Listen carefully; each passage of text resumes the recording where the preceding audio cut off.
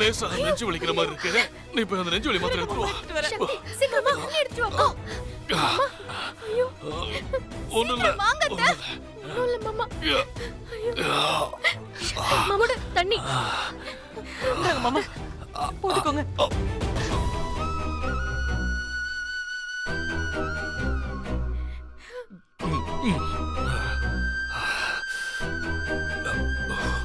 மாமா ரொம்ப பதட்டப்படாம இருங்க மாமா, கொஞ்சம் அமைதியா இருங்க.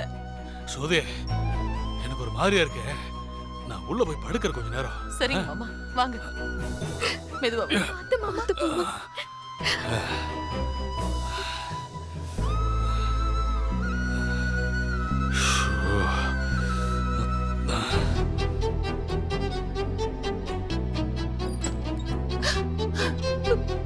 எப்படி கம்பீரமா தெரிஞ்சிட்டு இருந்த மனுஷன் எப்படி ஆயிட்டாரு? முருகா, ஏன் எங்களை இப்படி சோதிக்கிற?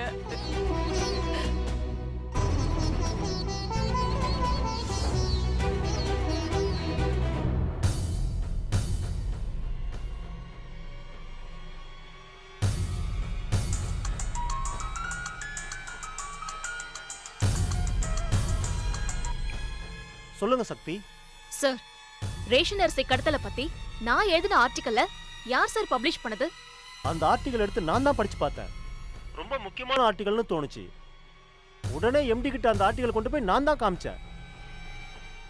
அவர்தான் இது சென்சேஷனல் மேட்டர், உடனே பப்ளிஷ் பண்ணிடுங்கன்னு சொன்னாரு. சில என்கொயரி பண்ணி அதை பப்ளிஷ் பண்ணிட்டோம். அந்த அரிசி கடத்தலுக்கும் சிவபதிக்கும் தொடர்பு இருக்குன்னு நீங்க ஆர்டிக்கல்ல மாத்தி எழுதிருக்கீங்க. சக்தி, நான் ஒன்னும் மாத்தி எழுதல, இருக்கிறத தான் எழுதியிருக்கேன்.